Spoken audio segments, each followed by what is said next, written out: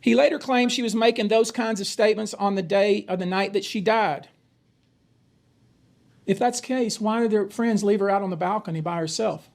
Mm, If that's facts. true, because it's not true.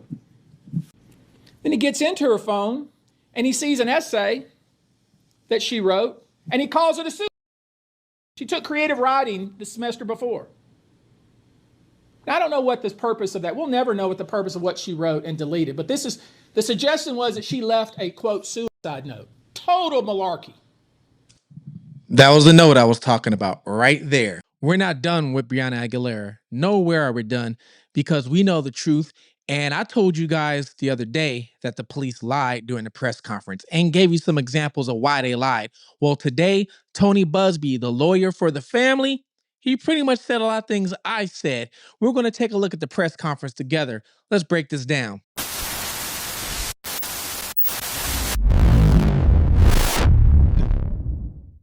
This is Fugitive TV, and I'm your host, Ray Marcel. Today, we're going to take another look at Brianna Aguilera, her case.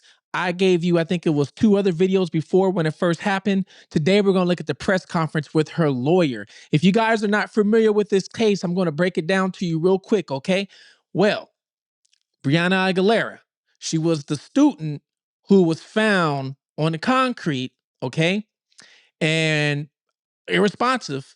And when the police came and you know they said that she jumped from 17 stories, that she pretty much did it herself. It was an accident and she unalived herself from 17 stories up. She was 19 years old. She went to a tailgate party earlier. Now she did get drunk and she got kicked out the tailgate party. And then the last time she was found was when she was pretty much on the concrete 17 stories below.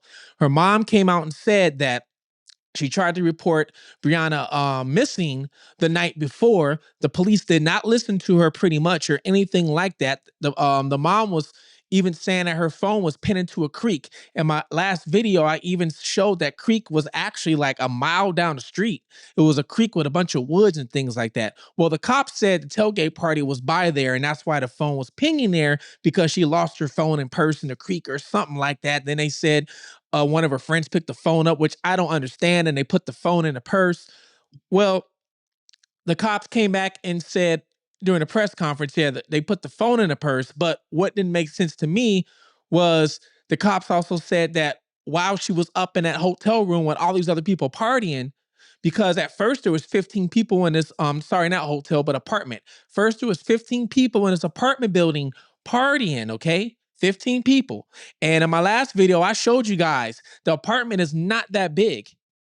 Not big at all. I mean, I saw one that was 600 square feet up to maybe 1,100 square feet. It was not big. So I was like, how do they not know this lady fell off the balcony? If that. Well, anyways, the mom said the phone pinged to the creek. All right. Then the cops said that one of the friends had the phone and the purse. I don't know. They can't even get their stories together. But then they turned around and said that Brianna used one of her friend's phones because I guess she didn't have her phone, and then 2 minutes later jumped off the balcony. Well, if she had to use one of her friend's phones and the friend had her phone, why didn't the friend give her her phone to use? I don't know. It just didn't make sense if you had asked me. It never did. Now, the lawyer Tony Buzbee came out today with a press conference and he said some things I even said in my last video. Man, I know I'm on the right track with this one because everything I'm agreeing with is what he's saying and it makes perfect sense. So we're going to take a look at this together and break it down together. And if you guys don't know, the reason why this is Fugitive TV, because I was once a fugitive on the run myself. I was on the run for 15 years from the police, and I eventually ended up turning myself in. I was living in different countries under different names. So while I was doing this, I had to pay attention to detail. I had to learn how the police operate. I had to learn laws and rules. I had to learn a lot of these things, and so I could do what I did. But while I was on the run, I also created businesses. I didn't go out there and commit a lot of crime, no, crime stuff like that. I actually started businesses. I went to school. I did a bunch of things, and now I'm here to talk. After I turned myself in, now I'm here talking to you guys, and I'm trying to inspire the next person that, hey, if I can do it, you guys can do it. And I'm trying to help these people with their cases, okay? So I'm forever going to talk about Brianna Aguilera until the truth comes out with this, because I feel this is Ellen Greenberg 2.0. So we're going to take a look at this together, all right? Good afternoon. My name is Natalie Gomez, spokesperson for the Gomez Law Firm. I want to start off by thanking you all for being here today. Now, this case demands strength, experience, and an unwavering commitment to justice. And that's why the Gomez Law Firm has partnered with Tony Buzbee and his team. Mr. Tony Buzbee's reputation is one of tenacity, results, and an unwavering commitment to justice. Moments of tragedy like this, you need a fearless team that won't back down. And for 50 years, my father, Joe Gomez, has fought for families during crisis and stood beside them. And today, alongside of Mr. Buzbee and his team, we stand by Brianna Aguilera's family for answers and to seek justice. Now I'd like to introduce you to Mr. Tony Buzbee. Tony Buzbee does this. He actually partners with I want to introduce you all. He partners with other law firms. Tony Buzbee is a lawyer who will sue everybody. He will sue every single body that comes across, okay? He will sue the apartment building. He will sue the police force. He will sue the city. He will sue the railing, whoever constructed and made the railing, okay? The materials, the company, he will sue them. If there was a chair by the railing, he will sue the chair company, all right? And that's who he is. And that's what he's known for. This man got somebody, I think it was $41 million over a spider bite.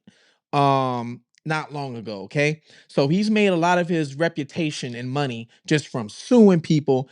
And he's also the one that has brought most of the allegations against Diddy for the SEX harassment charges for the women and men. That's who this guy is, Tony Buzbee, all right? So he is like a big notch, big time lawyer that they have.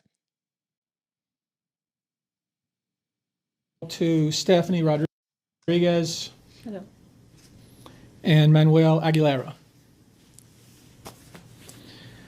Now, I saw on social media some comments about the lawyers that are involved here. One recurring comment was, he gets paid either way. I want to make sure we're clear on something. We don't get paid either way. We're doing this for reasons more than money. This family lost their daughter the day after Thanksgiving, mere weeks before Christmas. Brianna was a girl who had the world at her feet. Her whole life was in front of her. She was a girl with big plans and big dreams. She was an honor student, a former cheerleader, a proud sophomore at my alma mater, Texas A&M. She was a political science major and wanted to be a future lawyer. I just found out from her mother that the last time I spoke to the Pre-Law Society at Texas A&M, Brianna was in the audience. We refuse to believe that this young woman committed suicide. Why? Because she was not. Contrary to what has been sloppily reported, in many cases by a lot of the people here, she did not engage in self-harm. She had never tried to hurt herself before. So why are these groups of lawyers engaged in this? Because this family wants the truth. They're entitled to the truth. We were asked by these parents who love their daughter to find the truth of what happened to her. They didn't feel like they were getting thorough information from the Austin Police Department. And despite what the detective said yesterday, or maybe implied yesterday, it's kind of hard to figure out what he was saying, this is very much an ongoing investigation. I've been around a long time. Good investigations lead to conclusions. Bad investigations start with a conclusion, and then they try to support the conclusion through the investigation. Ain't that how Ellen Greenberg, what happened with her? It started with them going into the apartment building, saying she poked herself 20-something times, and she unalived herself, and the investigator made a conclusion right then and there. And then after that, they had to back up that conclusion with a bunch of lies and fabrication.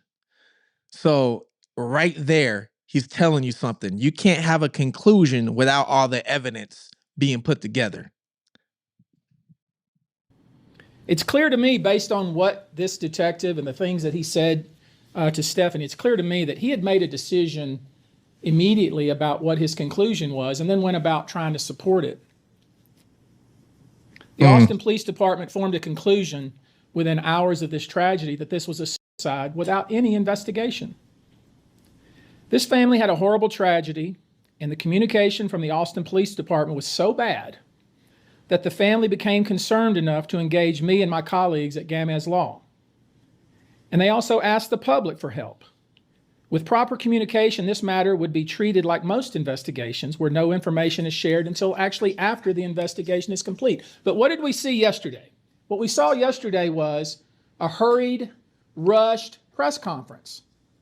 And I think we all can agree the reason they had a press conference yesterday is because they knew that we were going to have this conference today. They gave the family no notice of the press conference. They sent 2 emails, and then the detective went on camera in front of millions of people and told everybody that this young lady committed suicide. Ironically, the same thing he told Stephanie, the mother, within a few minutes of talking to her, without any investigation. That's not the way it's supposed to be done.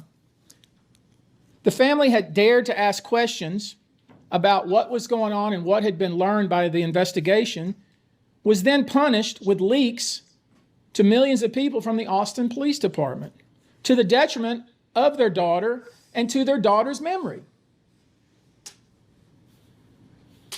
So we were hired to assist this family in finding the truth, and we've been doing that.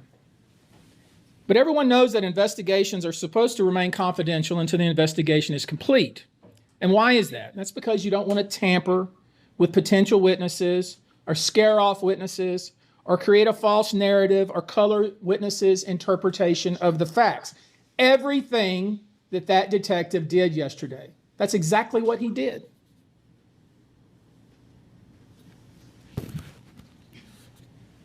Do you realize that the autopsy has not been completed? Now, I want you to let that soak in for a minute. The autopsy has not been completed. The medical examiner's office told us that it will not be completed for 60 to 90 days, yet you had the so-called lead detective in front of millions of people saying that he had concluded that this was a suicide. Now, how unprofessional is that?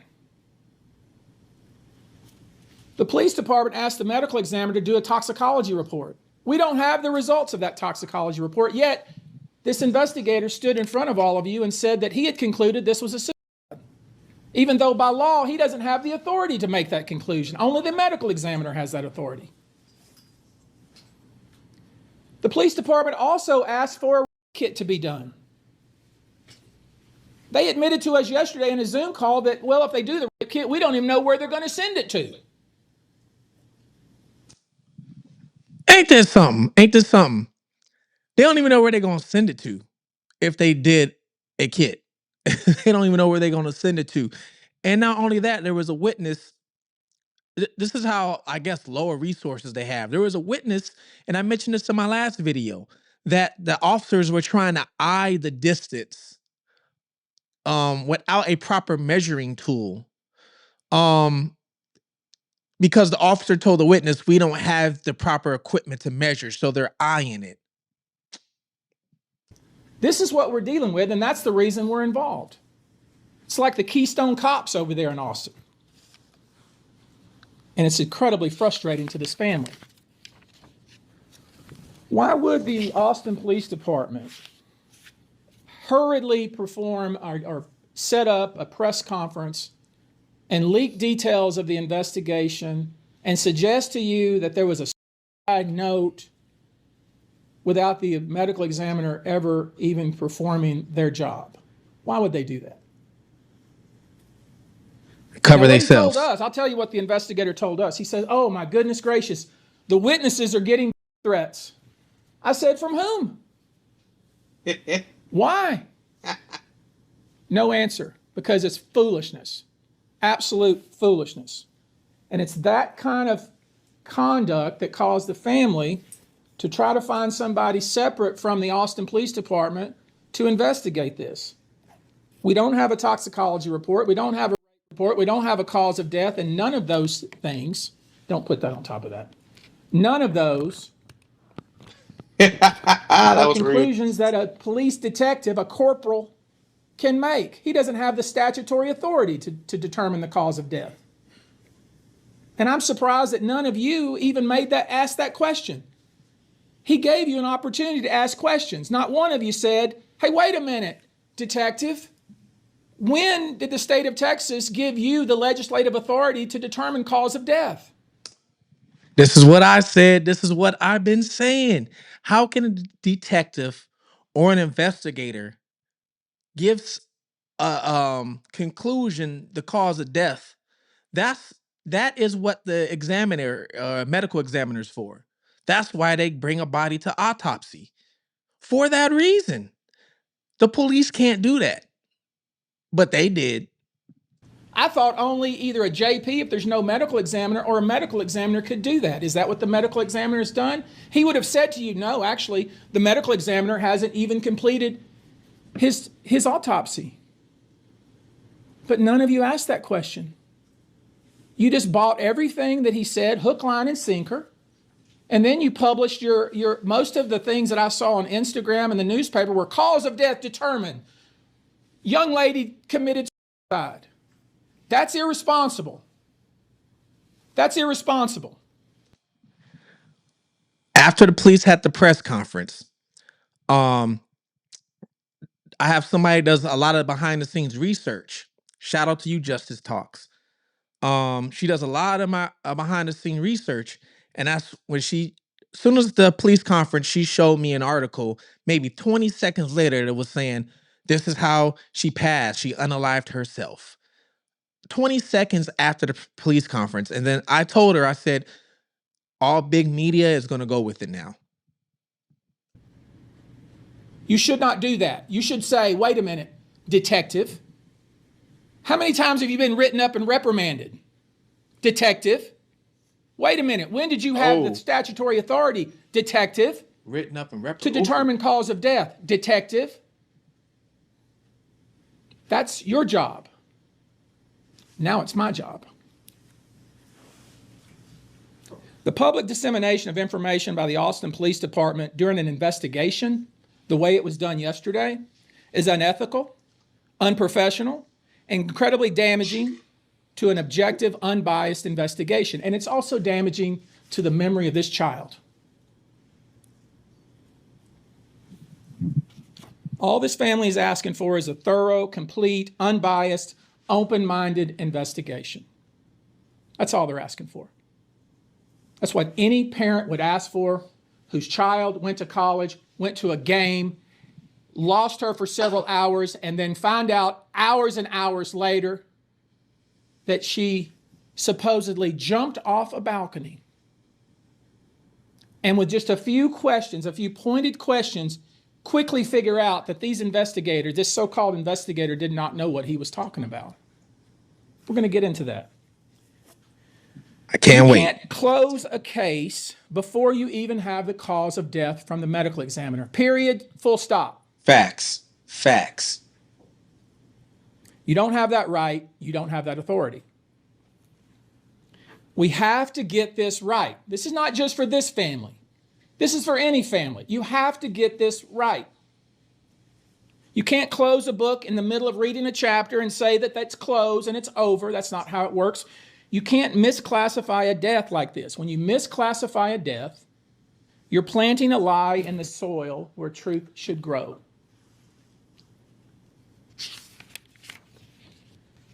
And as I said, to her credit, Stephanie Rodriguez was very close to her daughter, very close.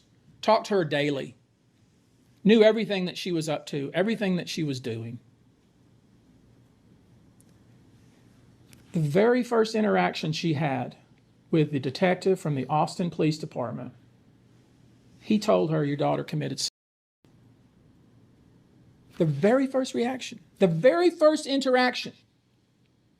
At that point, he hadn't talked to one witness. He hadn't seen her phone. He hadn't done anything. That's sloppy and irresponsible. He claims she made suicidal comments. He told us in the Zoom call she made suicidal comments. You know what he was talking about?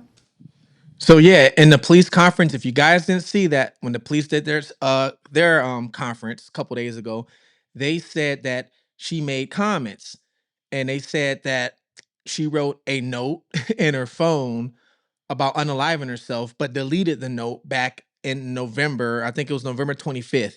And then she made comments to her friends back in October that she was going to unalive herself. That was the comments that the police said. The other day, when I was talking to a friend the other day, I said, man, you're going to make me jump off a bridge. That's what he's talking about. Silliness like that. He later claimed she was making those kinds of statements on the day of the night that she died. If that's the case, why did her friends leave her out on the balcony by herself? Facts. If that's true. Because it's not true. None of the things that we've been told by the Austin Police Department are consistent with the actual facts that we've learned. The detective was talking about suicide before he was ever given her phone. Then he gets into her phone and he sees an essay that she wrote and he calls it a suicide note. She took creative writing the semester before. Now, I don't know what the purpose of that. We'll never know what the purpose of what she wrote and deleted, but this is the suggestion was that she left a quote suicide note. Total malarkey. That was the note I was talking about right there. So based off that note that was deleted from her phone, they said that was enough evidence. Total malarkey. There's something she wrote on the 25th. She talked to her mother on the 25th. She was with her boyfriend on the night of the 25th. She was talking to her mother every single day after that. We see pictures of her smiling. We see pictures of her having fun. We see pictures of her partying. Total baloney, what they're trying to sell to you. And why?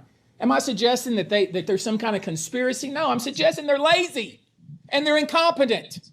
Just so I'm clear, I'm not suggesting any sort of conspiracy that there's some kind of somebody in power that wants this to go. No, I'm not suggesting that. I'm suggesting that there's incompetence and laziness on the part of the detective. That's what I'm suggesting.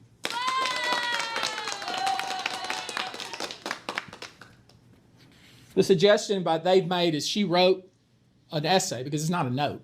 She wrote an essay on the 25th that she deleted. And then she goes and herself 5 days later, 4 days later. This is their logic. It's really ridiculous. So, a few things they didn't bother to even explain. I don't even know what they did, honestly. I know what we've done. We sent someone to the apartment. We had someone take the dimensions of the apartment. We had somebody measure the railing and the height of the railing. We know how tall Brianna was. She was 5'2". The railing's 44 inches. You don't fall over it. There's no furniture out in the balcony. There's nothing to climb up on, to jump off. Anyone that's on that little balcony, it's literally as big as this. It's a little bitty old balcony. And there's a window just like that you can see onto the balcony. The apartment is like a den. It's very small. There's no way you can be in that apartment and hide. If you're in the apartment, people know you're in the apartment. It's a little small apartment. That's what it is. It's like a little double-room dorm with a small balcony with no furniture. These are easy things to find out. Things that you would say, wait a minute, you're saying that this young lady was out on the balcony and she was 5'2"? I said the same thing. I said she's 5'2", and that railing went up to her chest. There's a picture that was shown. It went up to her chest right here. So she can't just fall over. She would have to climb up on it. And if somebody even, they can't just push her over, they would have to lift her up and literally flip her over that. Unless there was a chair there. And still, even if there was a chair, she still have to climb up over that. She had to somehow climb over the railing to try to kill herself. then certainly you guys could see that. Certainly you knew that was happening. How could that possibly be? It doesn't make any sense because it didn't happen that way.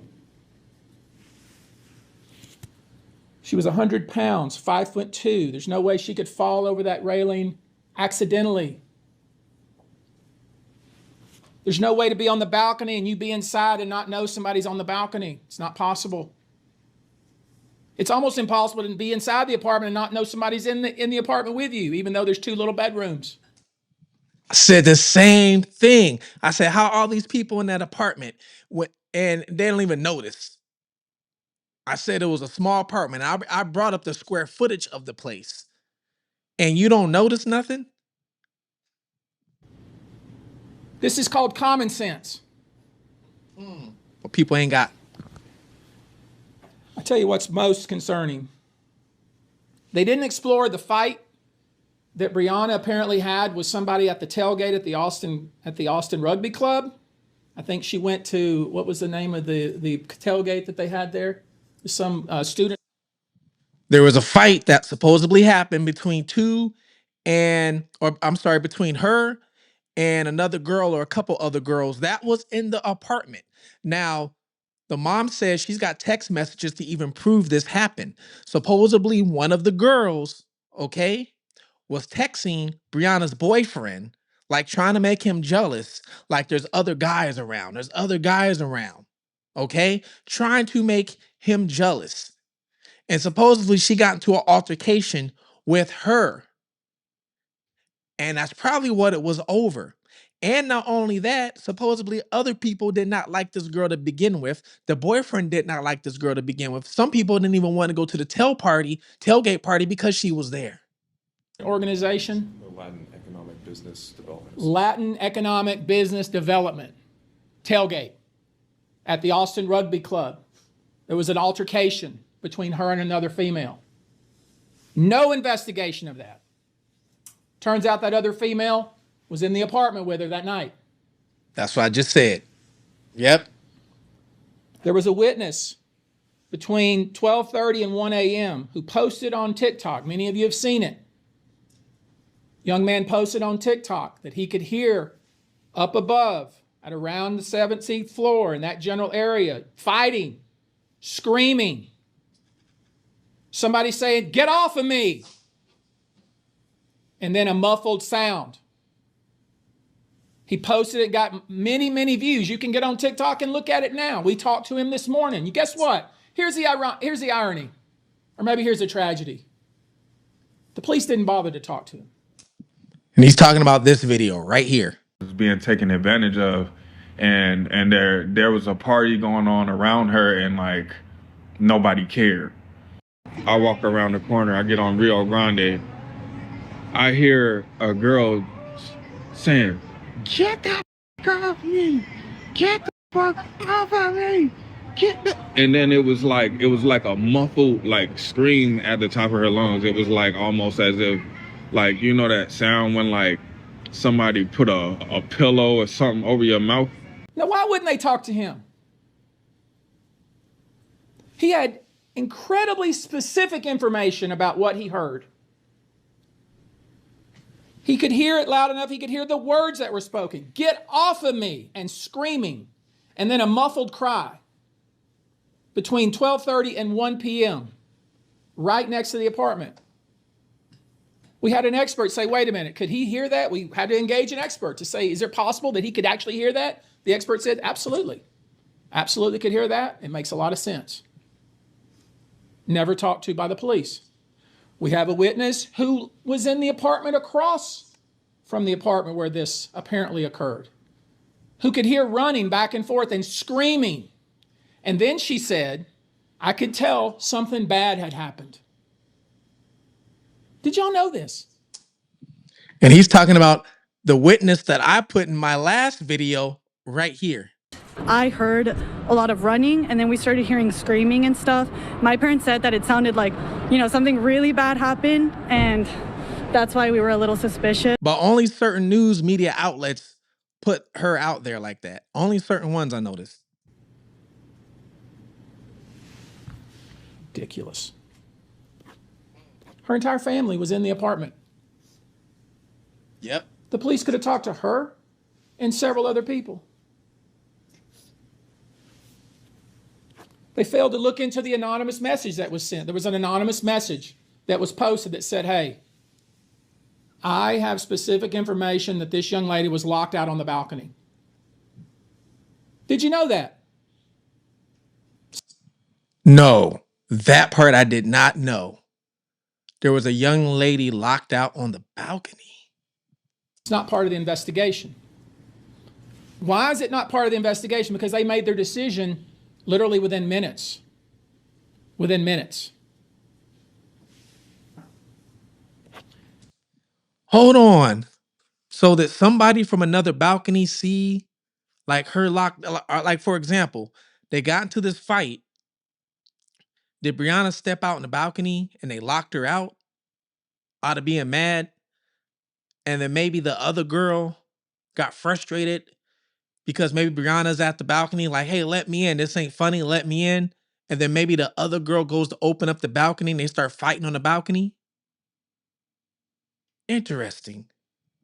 Now here's where it gets a little dicey, and here's where I'm having, and I want to be very careful because I don't want to be accusing anybody, because I'm not accusing anybody other than the APD, the Austin Police Department, not doing its job. At first we were told that she jumped from the balcony and the three ladies, the three young women that were in the apartment, and we're talking about, as I said, a tiny little apartment, were asleep and didn't know where she was. That's what we were told first. That they were asleep. They didn't even know she was on the balcony. They didn't know where she was. And that's the reason why they didn't call the police until 12:15 the next day. And I found it odd. You have these college students, right? It started off with 15 of them supposedly partying and drinking and stuff like that, you know, before, after the game. Then they go back to the apartment, and supposedly almost every single one of them left except for 4 girls. And they're all like, you know, 19, 20, whatever it is. But they go to bed like around 12, 1 o'clock, which I mean, I guess that's possible, right? But when I was 19, 20 out drinking, I wasn't going to bed until 12 or 1 o'clock. I was still up. And supposedly they said that they went to bed around between 12 and 1, but then didn't wake up the next day to noon and noticed she was missing. I don't know. That didn't sound right. That's what we were told. That's part of the cop's timeline. Okay? Put up the timeline, Ryan. Oh, we're going to get into it. According to the plot, we haven't talked to them. Who were in the apartment, 3 of them, one of which was the lessor or the lessee of the apartment, who vacated the apartment the very next day and never went back. Did you know that? This is the timeline that the police gave us yesterday. This is the timeline. And if you can't look at that timeline in 1 second, point out the problem of that timeline, then you're not doing your job. We'll get to it. So at first we're told that the 3 women didn't know where she was and they were asleep. That's what we were told. And that they didn't know where she was, they were looking for her, and they were texting her mom, and it wasn't, and they decided about 12:14 the next day, 6 hours later almost, that they decided at that point they couldn't find her, so they were going to call the police. This is what we were told by the Austin Police Department. Lay aside what was heard happening at about 12:30 to 1 o'clock that night. Lay aside what the witness across the hall said. Lay aside what the man down on the street said. Just disregard all that. This is what the police say. It must be right, according to them, because they did such a thorough investigation. This is what they gave us. Not one of you have asked a question about it. Not one of you. But this is what they said. Because they friend suck. called the police at 12:14 the next day because they didn't know where she was. They hadn't seen her. They thought maybe she had went out. That's what they said. Keep that in your mind. When I asked the police that, like, wait a minute, how is that possible? How is that possible? A whole group of 14 or so people came into the apartment that night after they'd been out partying. They got there about 11 or so. Everybody left. Right? That's what they say. and it left just 4 girls there, 4 young women, right? And the 4 young women, 3 of them didn't call the police till 12 o'clock the next day because they didn't know where she was. That's what the police say. Lay aside what the witnesses have said about that and lay aside the fact that that's a really small apartment. It's hard to get lost in that little small apartment.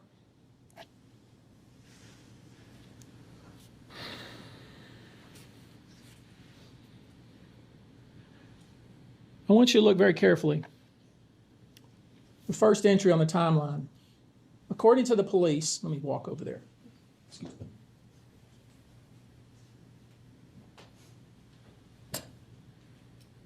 Brianna did not have her phone.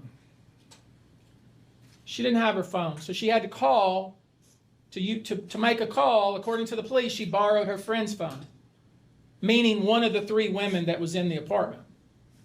Now look at this very carefully. According to the police, she borrowed her friend's phone and made a call.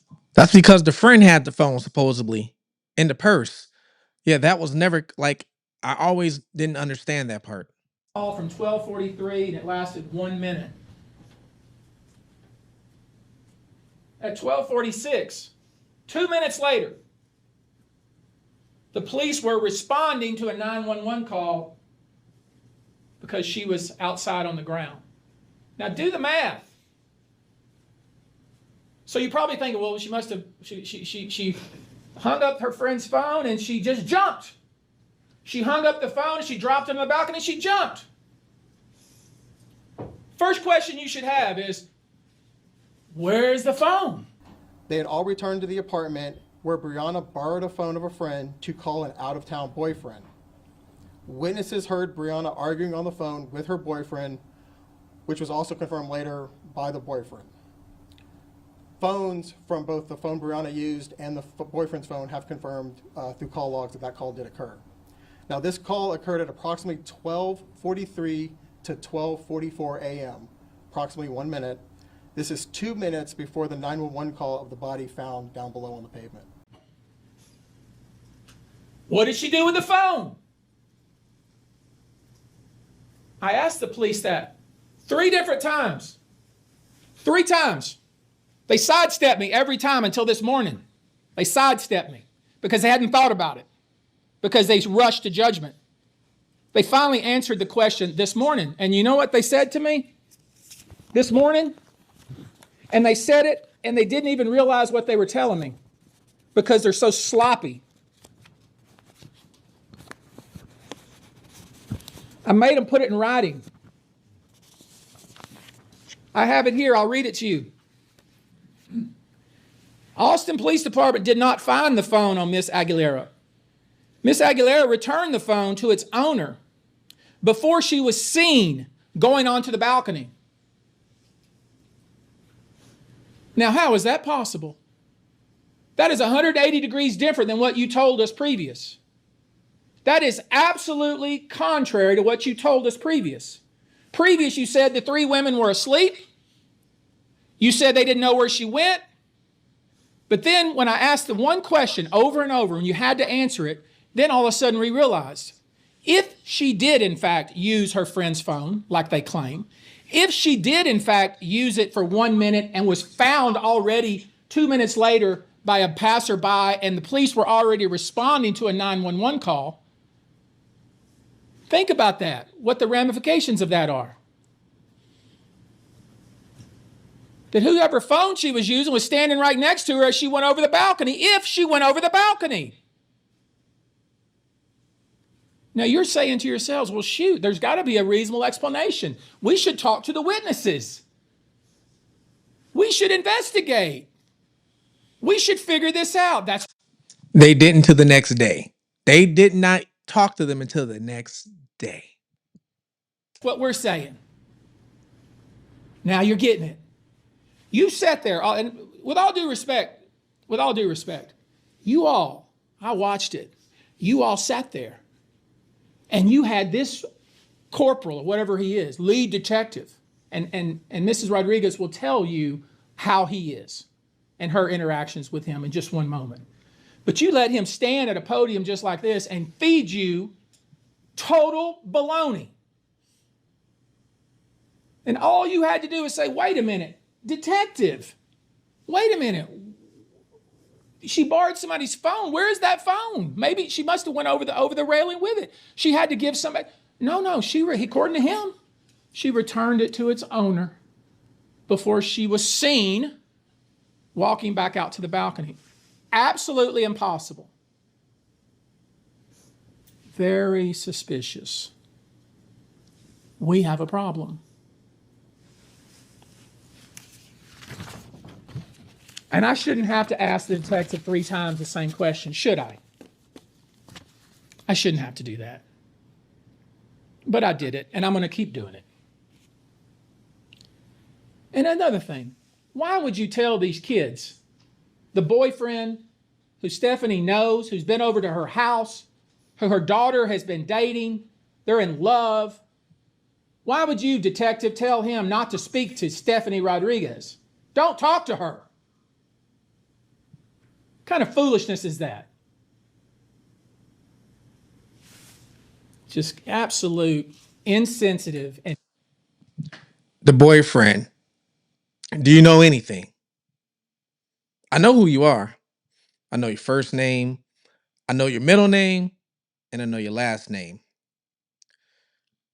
I'm not going to put it out there just yet, but do you know anything?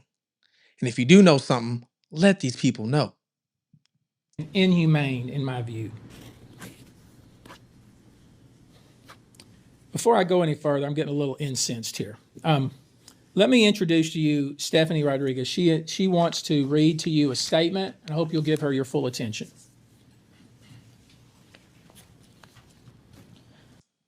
And I have names, by the way, of the girls who was in there. I'm just trying to figure out which one was responsible for that apartment. That's what I don't know yet. So I need sometimes some of you guys' help to help me. Hello, my name is Stephanie Rodriguez, and I'm the mother of Brianna Aguilera. Brianna was a driven, disciplined, and caring person. She was beautiful. She was a loving daughter, a protective big sister, and a caring granddaughter. A second mom to her 2 younger brothers. Her baby was her little Yorkie, Ava. All of us were her best friend. She made everyone around her feel loved and supported. I considered her my best friend. Not just a mother-daughter relationship. We talked every day, and she would tell me everything. I miss her so much.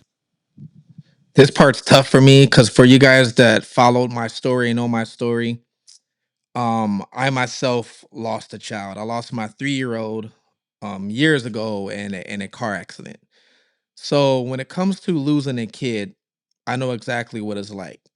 So when I hear another parent grieving over losing their child, I definitely feel it. Her brothers miss her too. Her father and grandmother miss her so much, and so do all her friends. Brianna grew up as an all-star cheerleader, an incredible athlete. She was an honor student and a member of the National Honor Society all throughout school. Christmas was her favorite time of year. She loved decorating, baking, and hiding the elf on the shelf for her little brother. Her brothers already miss her so much. Brianna graduated magna cum laude from high school. She was accepted to many colleges, but chose Texas A&M. She was studying political science and criminal justice. She was not like most young girls. She loved writing more than watching TV. Her favorite class at A&M were her creative writing classes. She dreamed of attending law school in New York and wanted to become a criminal defense lawyer. She was so smart and had such a bright future. She dreamt of a life of where she could make a difference. My daughter was not ill. I know my daughter better than anyone. We spoke every day. I spoke to her on the 25th, the 26th, and the 27th. Even the morning of the 28th, she was not so ill. To the Austin police, I can deal with you being annoyed each time I called or tried to talk to you.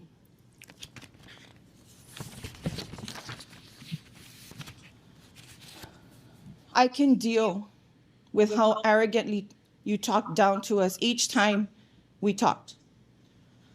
I can deal with you telling my daughter's friends not to talk to me like I am some sort of criminal. But I cannot deal with you doing a news conference and saying false things about my child without a thorough investigation. I cannot deal with you jumping to conclusions and not performing an actual investigation. I cannot deal with your failure to do your job. Do your job.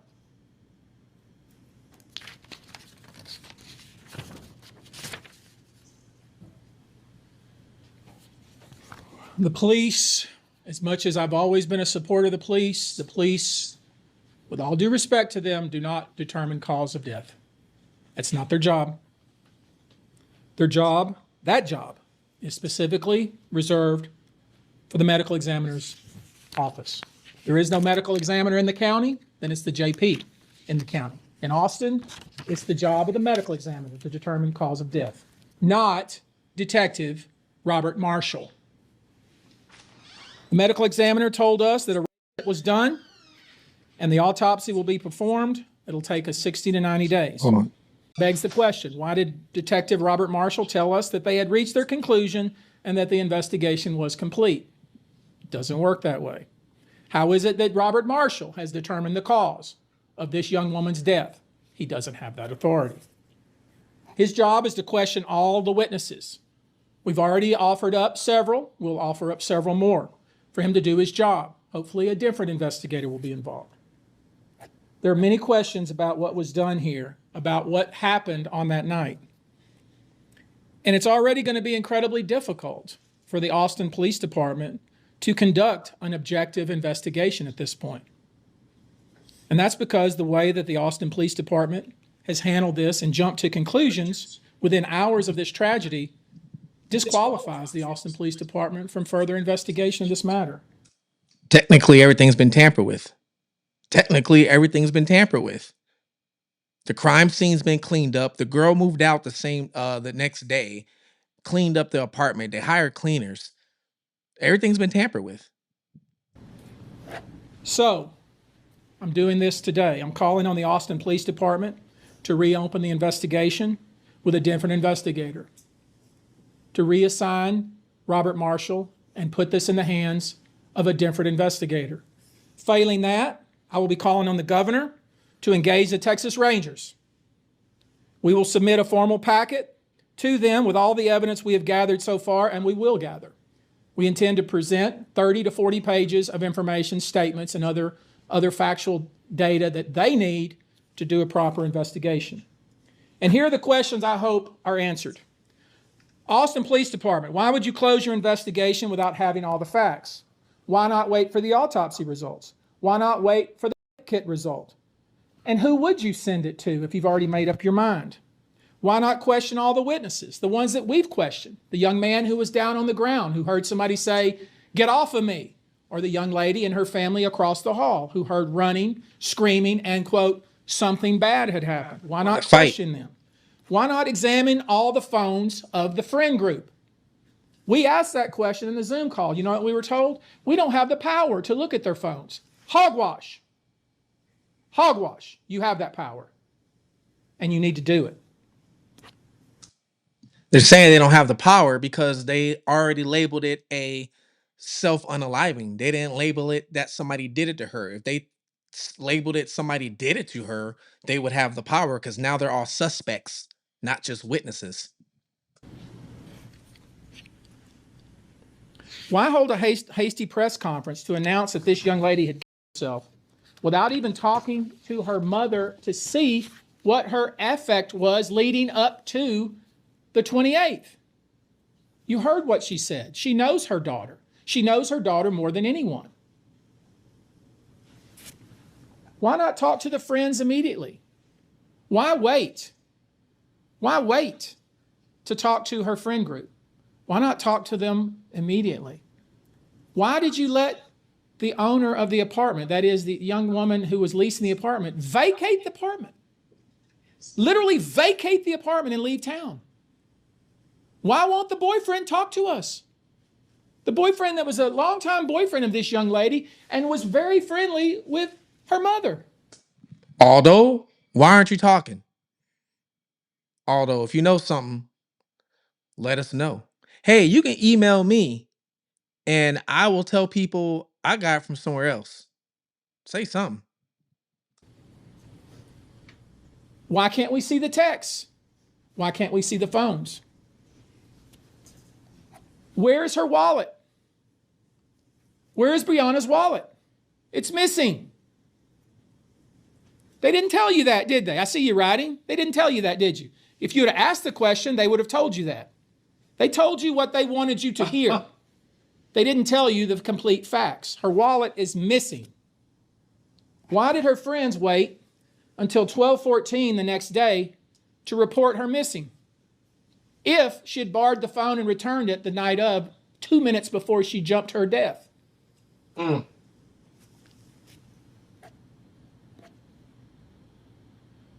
Why didn't they examine the balcony? Why didn't they examine the railing? Why didn't they see if there was some sort of table there, a chair there that somebody who's 5'2" would have to step on to get over the railing? They said they did this. I might have believed them a little bit. But you know the one thing they didn't say? Did they go upstairs and fingerprint the balcony? Did they go upstairs and fingerprint the balcony? Do they have her fingerprints on the balcony? Because if you jumping off the balcony, remember they said the balcony is to her chest. If the balcony is to her chest, that means she got is her handprint on the balcony? Is there some sort of a chair by the balcony to where she can actually step up on the chair? And when she did that, she still got to put her hand on the balcony and go over. Did they say any of that? Did they mention them going up to that 17th floor apartment and doing any kind of DNA evidence up there? Did they mention any blood splatter? They mention any of that? Probably not. And you know why? You know those people had got that apartment clean right after they got interviewed. Why didn't they look for scuff marks? Why didn't they do anything?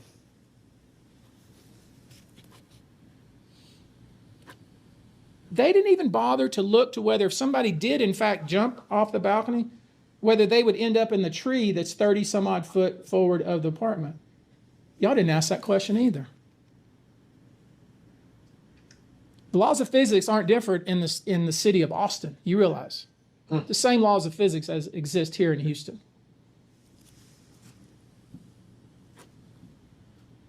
If, when the phone call came in at 12:46 and the officers responded to the 911 call, if it was so obvious that this young woman had fallen to her death, why was it till 6 o'clock, 5 hours later, that they ever went into the apartment complex?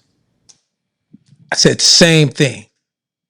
My last video, same thing. And I just said it just now. You're supposed to secure the scene. Your job as a police officer, when you come across a scene like that, your very first job is to secure the scene so nobody can tamper with the evidence. Okay? Then you're supposed to secure any evidence you see around. For example, if you see casings, don't pick it up. Just mark around it, tag it, secure it, protect it. Whoever was there witnessed everything. You're supposed to not let them leave, and you're supposed to question them right then there on the spot and do it separately, not all of them together. They did not one of those. I'm not even a cop, and I know this. If it was so obvious that that's how she had died. These are the questions you should be asking. I asked them. At the press conference, you didn't ask any questions. You didn't ask any questions. Because you got ABC, Fox, CBC, NBC. You got all these big news stations, that's why, that don't want to get dick down into the nitty gritty. Because sometimes they want to put a propaganda out there for you. That's why. He knows it. You just lapped it up like it was cool water and you were very thirsty. Very disappointing to me. So, we have given you a lot of information. We're going to submit a packet. I'm going to call on the governor to. I don't expect, based on the conduct I saw from the police chief of Austin, her defensive manner that she approached the podium yesterday, I don't expect any relief from her. I don't expect she's going to say, King's X, oh, you're right, this was sloppy, it was not thorough, it was kind of embarrassing. Of course she's not. We're going to get a different detective to start over. I don't expect that to happen. You got to fight for it. I expect what's going to happen is I'm going to send a formal letter to the governor asking for the Texas Rangers to be engaged. And I'm going to submit a detailed packet to the governor's office and ultimately to the Texas Rangers to actually do an investigation to figure out what actually happened, because we still don't know. Notice I haven't suggested to you what happened, because I don't know. I'm starting to get a sneaking suspicion. So I've given you a lot of information. So what is your headline? Your headline is this. There are serious and disturbing questions raised with regard to the Austin Police Department's handling of the investigation surrounding the death of Brianna Aguilera. The Texas Rangers have now been called to intervene. Thank you very much. Let's go. How long are you willing to give APD to reassign an investigator? That takes 2 minutes. That's what I expect. Let's go. Y'all move your camera, please.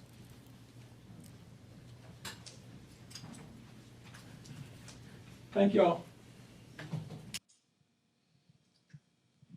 I heard that. I heard that. He said it takes 2 minutes. He ain't playing around. He is not playing around. And you know what? Now that I've heard some of the information that they didn't put out to us, I already got a theory that I think what happened. It's making sense now. It's making a lot of sense. Whole lot of sense. I'm going to do a little more investigating off of some of the stuff he said, and I'm going to see if my theory is right. And I'm going to come back and let you guys know. But hey, this was a Tony Buzbee press conference. What do you guys think? What do you think? Did you see the police press conference?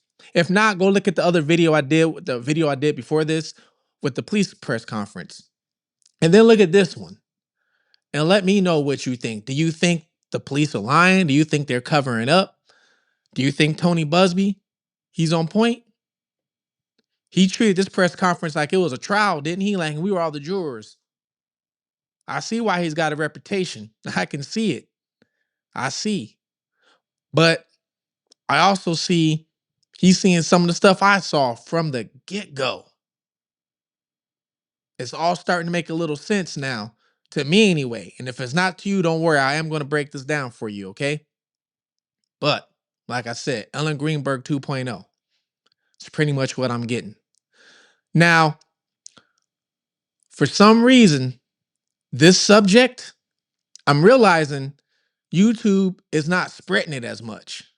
They're not. And I'm looking at the numbers of the videos I'm doing with this topic compared to the reactions and compared to the comments. It's not adding up. It's not. I'm getting way more comments, but the views is not adding up to the comments. Views are low, but the comments are nice. So it's not the typical algorithm that I've seen from all the other videos I've done. So this makes me to believe that some sort of reason, I'm not saying it's a conspiracy, but some reason this topic, if you're not saying she unalived herself, is being compressed.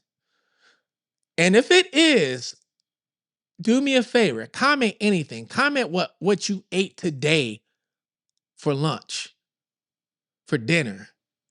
How was your day? I'm going to try and comment back to everybody. Hit the share button. Please just share everywhere you can. Because I want to see something of what's going on. Because I bet you if I put out another video after this with some BS, it's probably going to go viral like some other videos did. For some reason, this topic is being compressed. I don't know. TikTok, Fugitive TV. I got Fugitive TV hats and shirts coming soon. Book is coming out soon and everything else. My contact information is below. If you have any information about anything, you're welcome to email me. Sometimes it'll take me a while to respond because I get emails all the time, but I will respond back to you, okay? So please give me a minute and I'm going to look into anything you send me. And if you want to stay, you don't want me to mention your name, I'm fine with that. Sometimes I'd rather that be anyway. I'd rather be the voice of the people if you can't say nothing. So let me know. Fugitive TV, please like, subscribe, share, comment below. Justice for Brianna, and I'm out.